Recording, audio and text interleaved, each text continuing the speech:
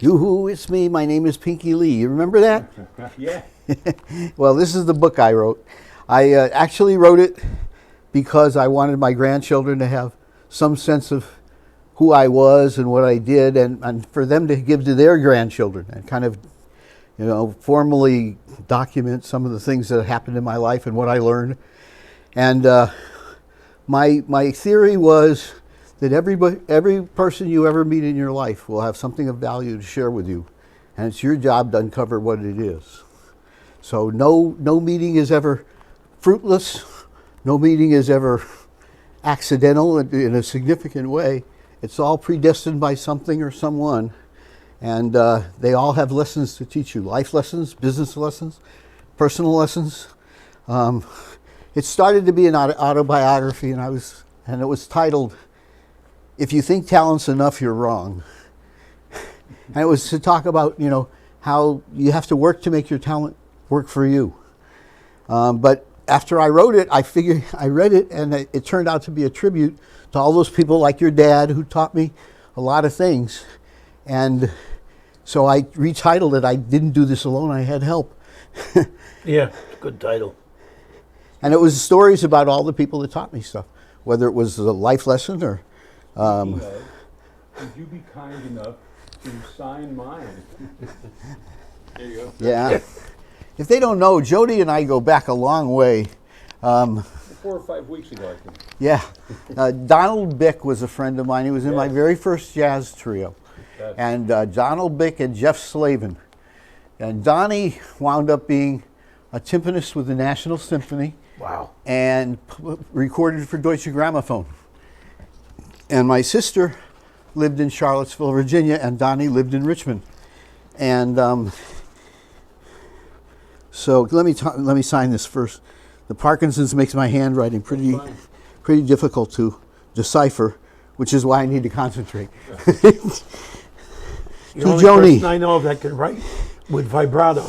I like that. Hey, my picture's in here too. Yes, sir. You're in there. You didn't buy the book yet? No, trust me, I've been meaning to, and I'm going to, and I think my timeline just moved up. Thank you, sir. You're welcome. Thank you. As soon as I saw it, I said, I gotta have this. This gotta be part of the show. Have you read it yet? Yeah, I sat down one Sunday afternoon. Yeah, it's about a 90-minute read. Yeah. And it really, I think most of the people who know me will find it interesting. It is truly a tribute to all those people that taught me stuff. And that's kind of my perspective on life, too. I learned what I could from everyone. And I thought everybody had value. That's how I worked as a manager. When I went to Burroughs, I became a zone sales manager, so I had other people I was responsible for. When I was in the service, I was a staff sergeant, and so I had other people I was responsible for. Then I put together a trick, which is what they called a shift. I put together a trick of guys just like me who shouldn't have been in the Army but were for some reason. And I said to them, we're not going to play Army so much. We are going to do the best work on this post.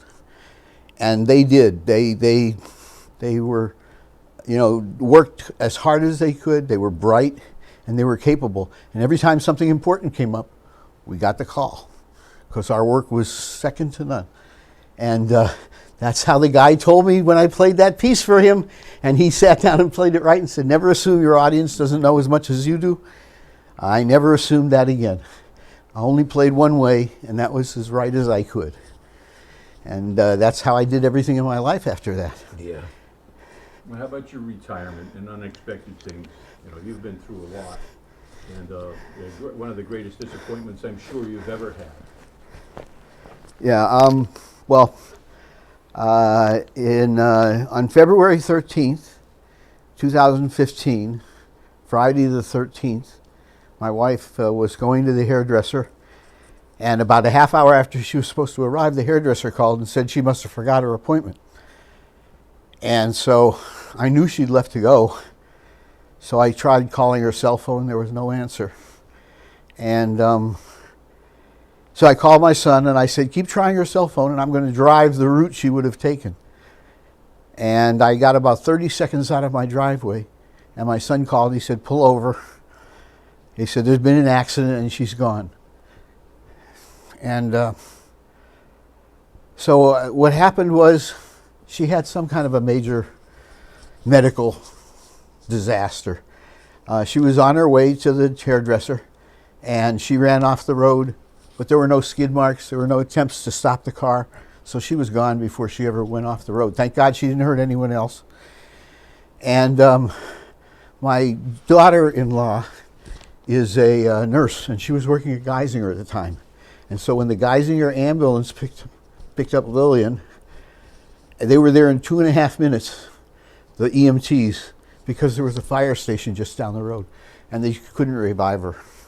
So it must have been either a big heart attack or an aneurysm burst or something. And so when they saw her last name, they realized that Georgia had the same last name, so they called her and they said, do you know this person? She said, yeah, that's my mother-in-law. And that's how come I found out 30 seconds out of the driveway.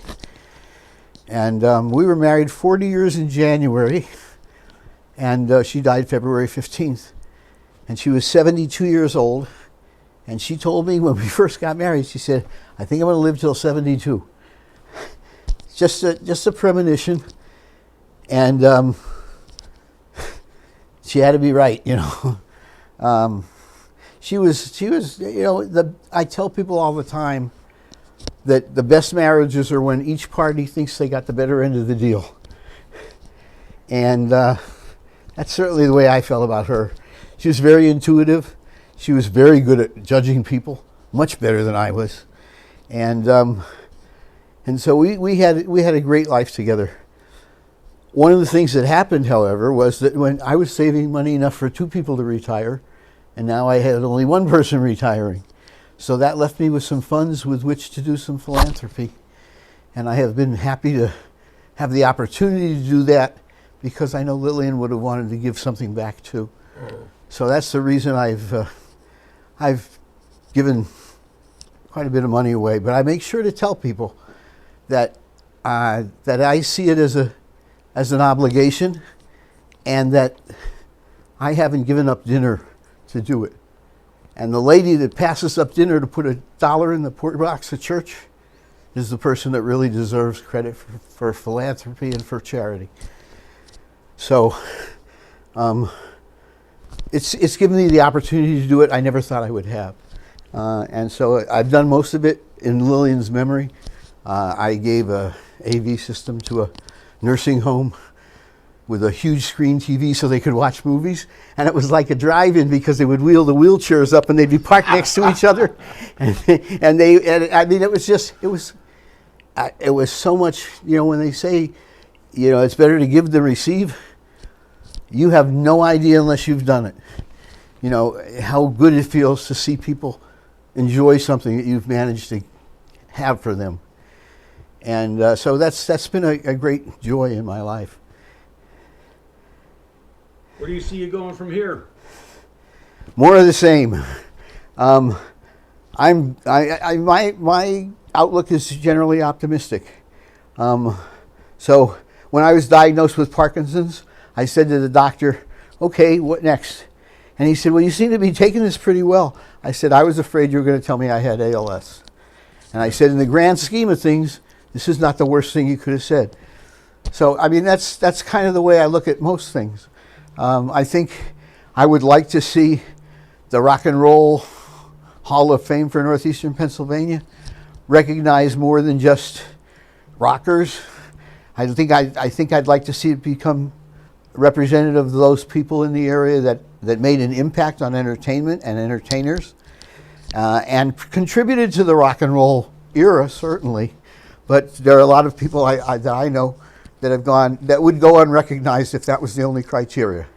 So I think people will know Bobby Baird, but and Lee Vincent. But there are a lot of other guys too, like Spencer Cottman and Jesse Wade, who were major factors in this. There was Laverne Farr, Choo Choo Claiborne, Debbie Dunleavy.